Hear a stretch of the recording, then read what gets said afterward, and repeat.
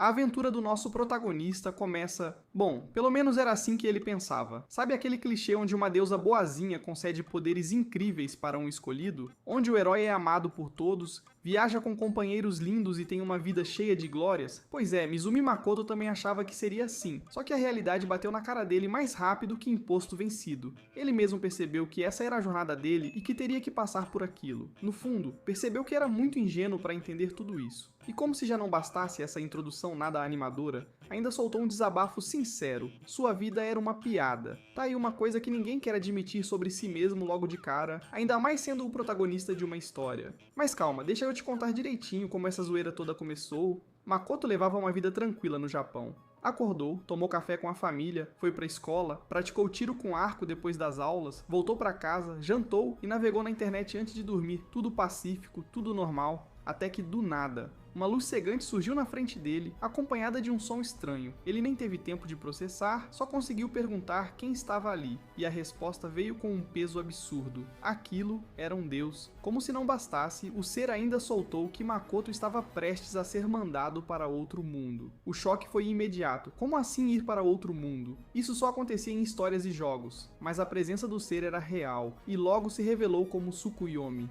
Makoto reconheceu o nome na hora. Tsukuyomi no Mikoto, um dos 3 deuses da mitologia japonesa, mas o que ele estava fazendo ali? Tsukuyomi percebeu que ele realmente não sabia de nada e resolveu esclarecer. Seus pais eram de outro mundo? Makoto ficou em choque ao ouvir isso, então era por isso que ele nunca conheceu nenhum parente? O deus confirmou e ainda jogou mais uma bomba. Seus pais fizeram um contrato com uma deusa de outro mundo para poderem vir ao Japão. Como parte desse acordo, um dia, teriam que entregar o que lhes era mais precioso. Foi aí que Makoto percebeu. O que seus pais mais valorizavam era ele. Depois de ouvir toda essa história surreal, Makoto aceita seu destino. Ele não tinha muita escolha, né? Tsukuyomi então lhe entrega uma carta para sua família, um último adeus antes de partir. Como compensação por essa mudança forçada de vida, o deus lhe concede alguns poderes, e antes que Makoto pudesse dizer qualquer coisa, Tsukuyomi chama a deusa do outro mundo. Num piscar de olhos, seu corpo começa a desaparecer. Mas antes de sumir completamente, Tsukuyomi ainda manda um aviso. A deusa com quem ele vai se encontrar não é das mais fáceis de lidar. Então era bom manter a calma. Makoto, ainda meio perdido, só responde que tudo bem.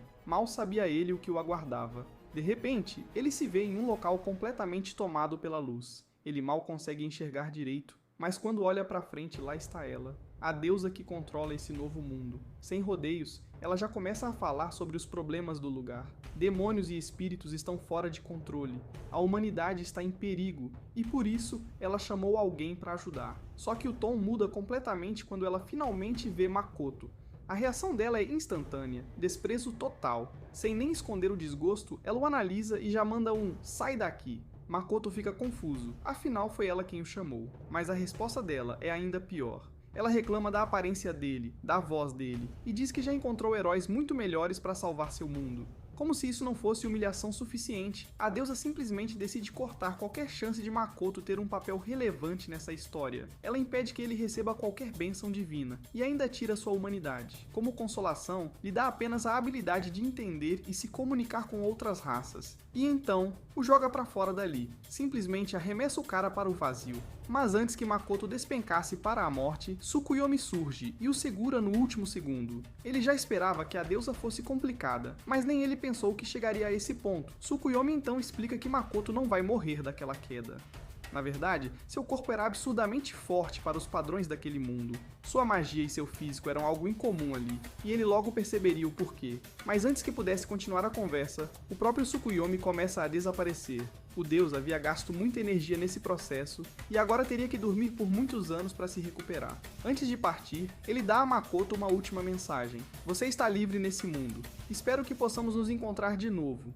E assim, Tsukuyomi desaparece. Makoto então desce em segurança, mas a realidade logo bate forte. 3 dias se passam e ele não vê um único ser humano, nem comida, nem um lugar para descansar. A fome e a preocupação começam a pesar. Até que no meio do nada, ele ouve um pedido de ajuda. Sem pensar 2 vezes, ele segue a voz e se depara com uma cena inesperada. Um monstro de 2 chifres ameaçando uma garota misteriosa que tinha uma aparência frágil, mas ao mesmo tempo emanava algo diferente. O monstro avança contra Makoto e ele não tem escolha a não ser revidar. O impacto do golpe o surpreende. Ele não esperava ter tanta força. Enquanto isso, a garota misteriosa se assusta, mas logo percebe que Makoto não é inimigo e pede para que ele pare. A surpresa dela fica ainda maior quando percebe que um humano está falando com ela. Isso só era possível graças ao presente que a deusa havia dado a Makoto, a capacidade de se comunicar com outras raças. Ele explica que apenas queria ajudá-la e pergunta se há mais pessoas por ali, mas a resposta não é nada animadora. Ela explica que aquele lugar fica no meio do mundo,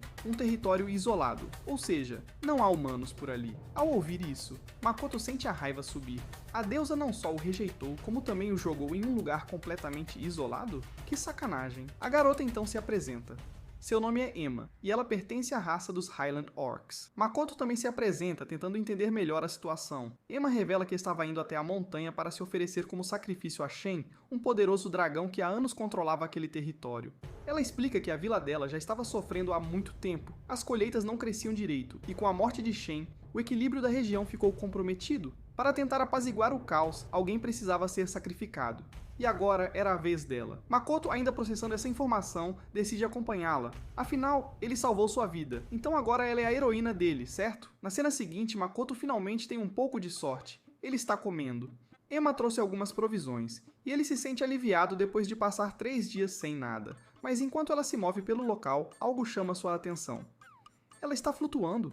Emma explica que é apenas magia básica de transporte. Makoto, claro, fica chocado. Então magia era algo comum ali? Ele pergunta se ela pode ensinar a ele, e Emma aceita, começando com o básico. Ela ergue a mão e conjura uma pequena chama. Explica que é um pouco difícil no começo, mas que ele deve tentar visualizar uma bola de fogo e jogá-la contra uma parede. Makoto faz isso. E para surpresa total de Emma, ele acerta de primeira. Ela fica boquiaberta. Como alguém que nunca usou magia conseguiu conjurá-la tão facilmente? Isso era anormal. Então, curiosa, ela pergunta qual é o nível dele. Mas Makoto não faz ideia. Emma sugere que ele teste seu nível e diz que pela facilidade com que conjurou magia, ele deve estar entre 200 ou 300. Ela então entrega um papel para ele tocar, pois essa é a maneira de verificar seu nível naquele mundo. E agora, será que Makoto está realmente no rank de um novato? Ou será que ele é muito mais poderoso do que imagina? Mitsumi toca no papel ansioso, esperando um resultado impressionante. A resposta vem como um balde de água fria. Nível 1.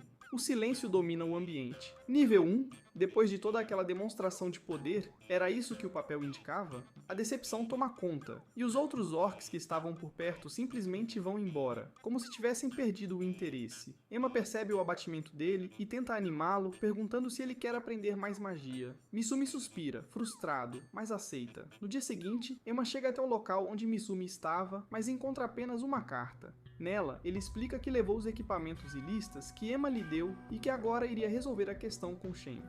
Ele decidiu enfrentar o dragão sozinho. Chegando à montanha, ele pensa em testar sua magia antes de qualquer confronto. Escolhe um alvo e dispara um feitiço. Mas o que acontece a seguir está além de qualquer expectativa. Uma explosão colossal sacode o local, e quando a poeira abaixa, Mitsumi vê alguns monstros caídos ao redor. Ele fica confuso, ele nem estava mirando neles. De repente, ele ouve um grupo de seres furiosos reclamando que chamaram o nome de Shen para assustá-lo, mas Mitsumi destruiu sua casa, deixando o dragão furioso. Antes que ele possa reagir, uma névoa começa a se formar ao seu redor. Algo está vindo, a tensão cresce. Então, de dentro da fumaça, surge uma figura imponente. Shen chegou. Mitsumi sente um arrepio percorrer seu corpo. O poder daquele ser era esmagador. Será que cometeu um erro gigantesco? Shen avança sem hesitar. O dragão lança um ataque, e Mitsumi, por puro reflexo, contra-ataca. O impacto entre os dois é destruidor. Talvez seja por causa da bênção de Tsukuyomi. Ele se concentra e dispara um feitiço de fogo. A chama atinge Shen, e o dragão recua, surpreso. Ele foi ferido. Aquilo não fazia sentido.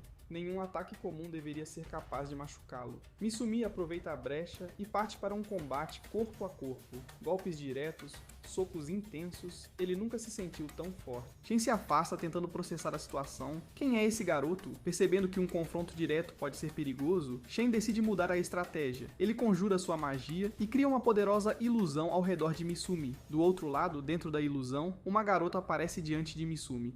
Ela sorri e diz que o viu brincando e jogando no clube. Ele se sente confuso, mas responde automaticamente agradecendo.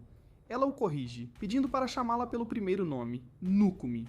Algo dentro de Mitsumi se acende. Ele percebe que aquilo não pode ser real. Ele nunca viveu esse momento de verdade. Ao se dar conta disso, chama Hasegawa pelo nome, e ela começa a chorar. Ele se desculpa, mas a ilusão já está se desmanchando. A realidade se encaixa em sua mente, e Misumi entende. Os poderes que Tsukuyomi lhe deu permitem criar uma área semicircular onde ele pode manipular o espaço à sua vontade. Isso significa que pode distorcer a ilusão de Shen e escapar dela. Com um único pensamento, ele ativa sua habilidade. A ilusão se desfaz como vidro quebrado. Shen observa aquilo com olhos arregalados. Nunca imaginou que alguém pudesse se libertar de sua magia tão facilmente. Surpreso, Shen admite sua derrota e pede desculpas. Agora, mais curioso do que nunca, ele pergunta diretamente: Misumi é de outro mundo, não é? Misumi confirma e se apresenta formalmente. Shen, intrigado com as memórias que viu, propõe um contrato. Ele quer se tornar um aliado de Misumi e explorar mais sobre sua mente e seus poderes. Misumi hesita. Shen viu tantas de suas memórias, será que descobriu seus segredos? Shen admite que não entendeu tudo e sugere que um contrato pode ser benéfico para os dois. Misumi, ainda desconfiado, aceita. O contrato começa com uma divisão igual de poder, mas logo fica evidente que a força de Misumi é muito superior. Shen tenta um contrato 70-30, mas ainda não é suficiente. No fim, precisa aceitar um acordo de 80-20 para que a energia se equilibre. Assim que o contrato é finalizado, Shen passa por uma transformação. Sua forma muda completamente. Diante de Misumi, agora está uma bela garota vestida com trajes tradicionais japoneses. Misumi observa surpreso. Ela sorri e diz que pode chamá-la de samurai. Ele a encara e comenta que ela tem mais aparência de um herói do que de uma heroína. E assim o episódio termina. Esse foi o primeiro episódio desse anime. Espero que tenham gostado. Se curtiu, não esqueça de deixar o like e comentar o que achou. E se é a sua primeira vez aqui no canal, se inscreva para mais conteúdos como esse. Nos vemos no próximo vídeo.